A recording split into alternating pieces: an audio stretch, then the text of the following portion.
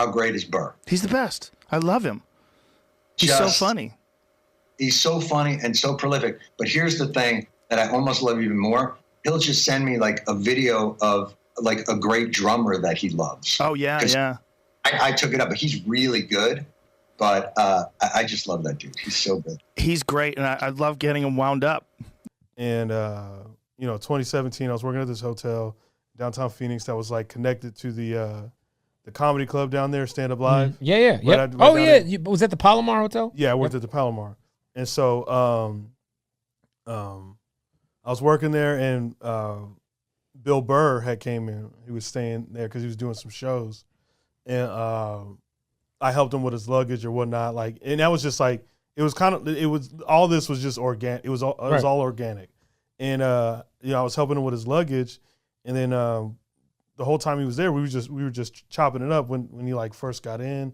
And I told him I was a comic, but we were talking sports more than anything because he's a Celtics guy. Right. And the Celtics were playing the Suns. And we were just chopping it up about sports.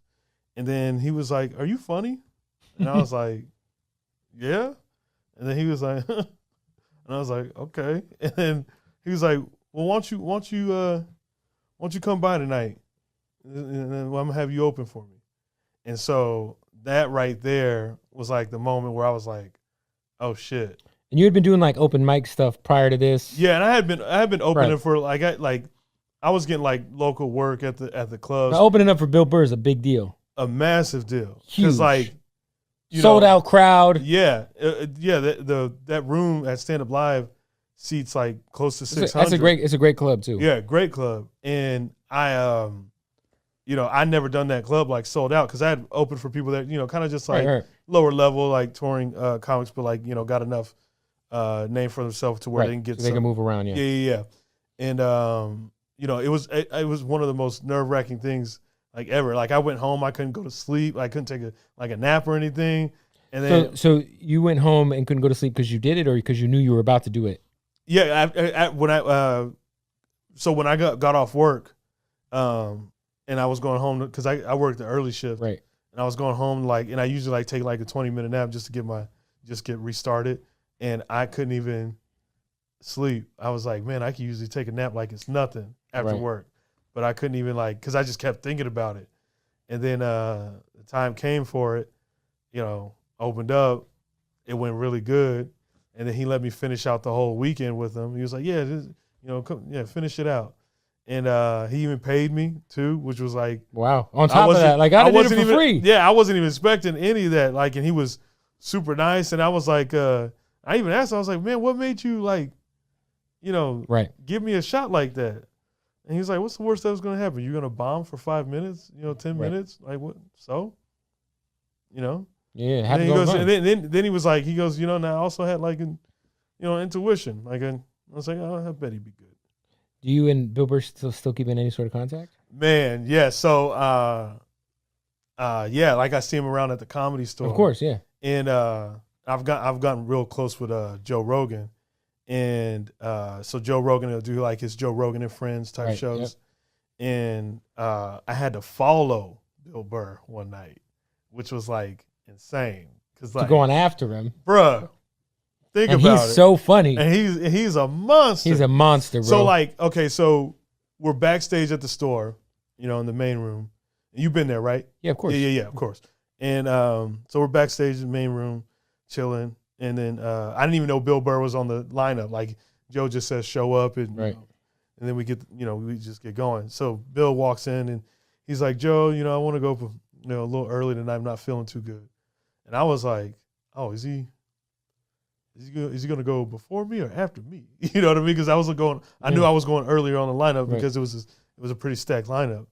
And, so I'm sitting there for like, 45 minutes before showtime because we're all just chilling there talking. And I'm just kind of like, when is he going up? And then the sound guy comes back. He's like, all right, Joe, how we doing this? He's like, all right, it's going to go Derek, Burr, Chappelle Lacey, and Tony Hinchcliffe. And I was like, all right. And at that moment, which was weird, immediately at that moment, I thought about everything I went through, like in my life. It was like the weirdest thing. That was like my first thought was like everything that I've been through, like all the crazy shit, with my family, stepfather losing my brother. I thought about all that, and then I looked at where I was, and then I was like, I could do this. I was like, I could do this. Did you kill it? Yeah, I actually did. And the only way, and when I was up there, like it was just like going, like people were laughing, But what was funny, like, because this could knock you off your fucking socks, Of course. And when they bring Bill up, he got a standing ovation walking out.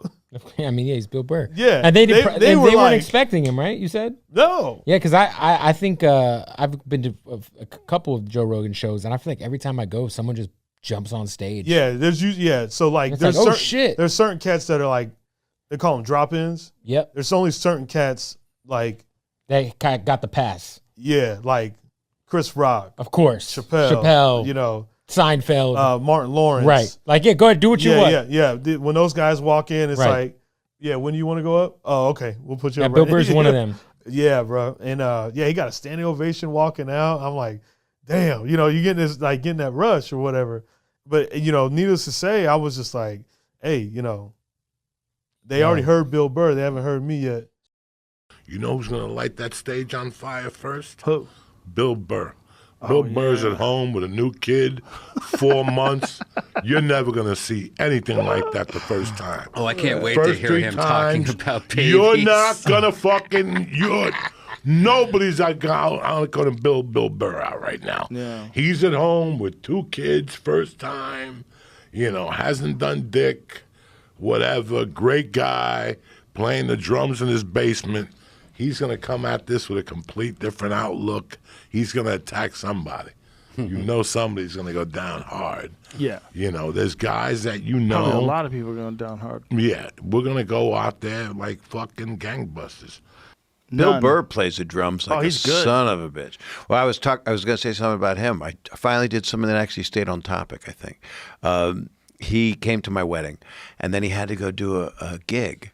And he does the gig, and his wife stayed, and he comes back in a different outfit, like a pink jacket. He left my wedding and is such a good friend. He came back again because he was so happy for me. And he's just, I was there in Philly in Camden at the Tweeter Center, it was called, when we were on the Opie and Anthony virus tour. So it was Tracy Morgan, myself, Louis C.K. Is that the one where Don Herrera got heckled and he went on and he literally attacked the crowd? It made Bill Burr a legend. That was when Bill, he roasted standing there. Philadelphia. I was standing there right through the curtain that I was going to come out. I had the sweet spot. Bob will do like 25 minutes in the middle because I was just a bitch. So then they put me there, and it was a sweet spot because you take a lot of bullets coming up with a Philly audience, and a Jersey audience. And Bill, I'd known him, but I'd known him through clubs, but he got out there and they were booing him, and he just started to pummel them back and said the worst things you can say, every inappropriate thing you could possibly say, talking about their cheesesteaks and the Sixers and just, the thing you saw. Yeah, I've seen it. And at the end, the boos were as loud as the cheers. I think he got a standing ovation. He didn't see it. Oh. He comes off stage like a fighter. He's all sweaty. He said, "Did you see that? It was fucking horrible. What the fuck was that?" I went, "Bill, that was great. Are you kidding? That was fucking amazing." No, he killed. And that he still didn't believe me. And then I said, "You're going to remember this. You don't know what just happened here. If there's a tape of this is going to change. You don't even know." And I bring it up to him, and he's like, he doesn't want to talk about it. But it was a defining moment for his everything. Yeah, no, he's that guy that can just take a moment and rant on things. Like, he knows how to rant better than anybody I know in terms of, like, in the moment, pick things apart and piece them. Like, that's what his podcast is. One of the brilliant things about his podcast, he does it 2 times a week, and it's just him. Yeah. It's just him ranting, which is crazy that he's got that sort of muscle that he can just rant on things by himself. Just starts reading things and getting pissed off about this. You know what? Here's what the fucking problem is. And then he just goes off. And what's amazing is he knows what you know, what I know, that he's not alone. He's talking to Yes. all of it. So well, he's ranting to people that love him, and he knows they love him. He's comfortable. Bill Burr's calling. Oh, what the heck? What? Oh my God. Bill Burr. Now this is a miracle. I mean, what the fuck? Bill? Yes. Are you? Bill, I mean, let me ask you something. Can you cover for me at the store?